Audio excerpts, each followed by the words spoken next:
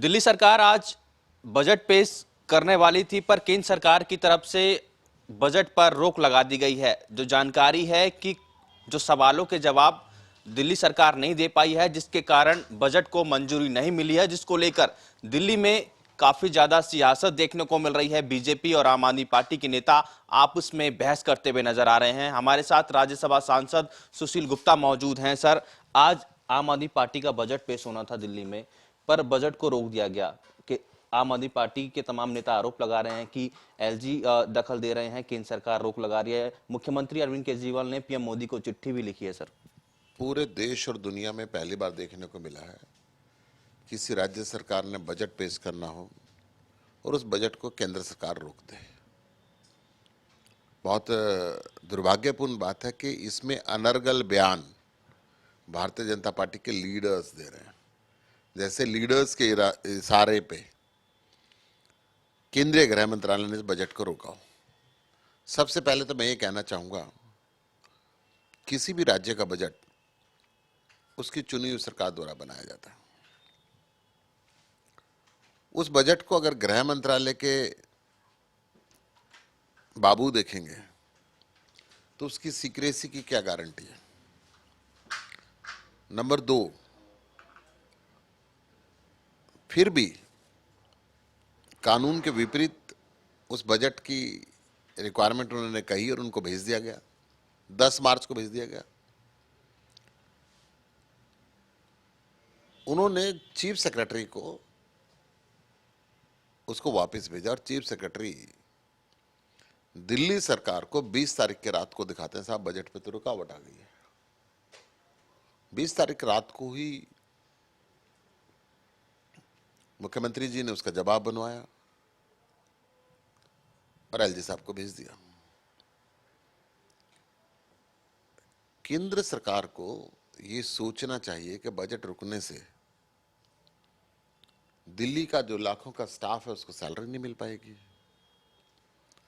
आगे के खर्च नहीं चल पाएंगे, तो व्यवस्थाएं रुक जाएंगी। इन व्यवस्थाओं को रोकने का सीधा सदप्रभाव दिल्ली की जनता पे पड़ेगा। दिल्ली की 2 करोड़ जनता क्या करेगी, एक विचारणीय विषय है।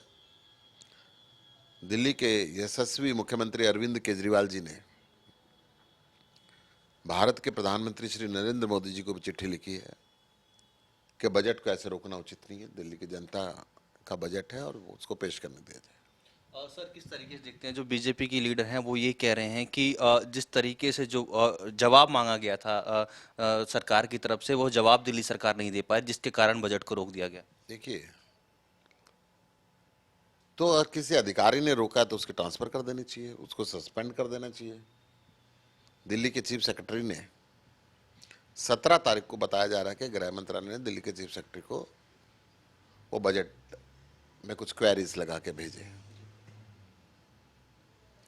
अगर वो 20 तारीख को दिल्ली सरकार को दिखाता है, दिल्ली के वित्त मंत्री को दिखाता है, दिल्ली के चीफ मिनिस्टर के पास 20 तारीख को रात को सूचना आती है, बजट प्री बजट तो 24 घंटे काम करते हैं सभी।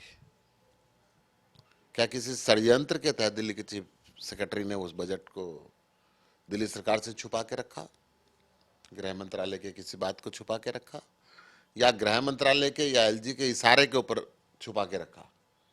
ये एक मैटर ऑफ इन्वेस्टिगेशन है। जब तक इन्वेस्टिगेशन हो उसको सस्पेंड कर देना चाहिए, उसको ट्रांसफर कर देना चाहिए, उसको दिल्ली से बाहर भेज देना चाहिए। दिल्ली की जनता के हितों के प्रति क्यों खिलवाड़ किया गया? और सर, लगातार लोकसभा की बात करें, राज्यसभा की बात करें, आज भी हंगामे की भेंट दोनों सदन रहा। दोनों सदनों को स्थगित कर दिया गया।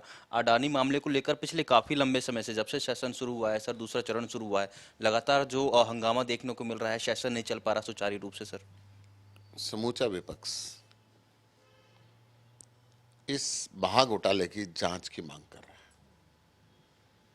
सदन के अंदर भी सदन के बाहर भी। और सत्ता पक्ष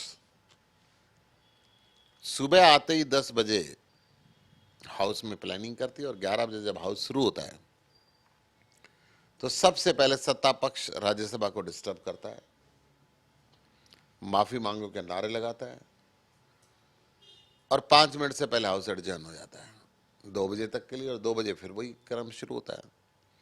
इसका मतलब है सरकार जानबूझ के अडानी के मुद्दे पे संयुक्त संसदीय समिति का गठन नहीं करना चाहती और इस घोटाले पे पर्दा डालना चाहती। सर, एक आखिरी सवाल। हरियाणा के शिक्षा विभाग ने एक फरमान सुनाया है, जो बच्चे हैं जिनके पास टैबलेट है, टैबलेट जमा करने को कहा गया है, वरना उनका रिजल्ट को रोक लिया जाएगा। किस तरीके से आप इस फैसले को देखते हैं सर हरियाणा में? सबसे पहले हरियाणा सरकार शिक्षा के प्रति उदासीन है। ये इस बजट जो चल रहा है इसके अंदर ये भी देखा गया कि शिक्षा के पूरे बजट को वो खर्च नहीं कर पाई। विद्यार्थियों को तो टैबलेट दे देने चाहिए। राइट टू एजुकेशन तो फ्री बुक्स की बात करता है। हर बच्चे की कंपल्सरी एजुकेशन की बात करता है।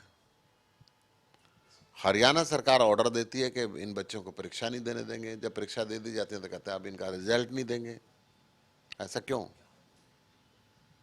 बच्चे को पढ़ाई के लिए एक टैबलेट दी है तो उसको वापस क्यों लेना है? क्या सरकार इतनी कंगाल हो चुकी है कि वो अपने बच्चों को पढ़ाई के लिए दी गई पुस्तकों के बदले टैबलेट उसको वापस लेना चाहती? क्यों? ये तो अन्याय है। बहुत बहुत धन्यवाद सर, खबरें अभी तक से बातचीत करने के लिए। तो ये थे आम आदमी पार्टी से राज्यसभा सांसद सुशील गुप्ता, जिन्होंने खबरें अभी तक से खास बातचीत की। मेरे सहयोगी जस्सी के साथ राजा पटेल, दिल्ली खबरें अभी तक।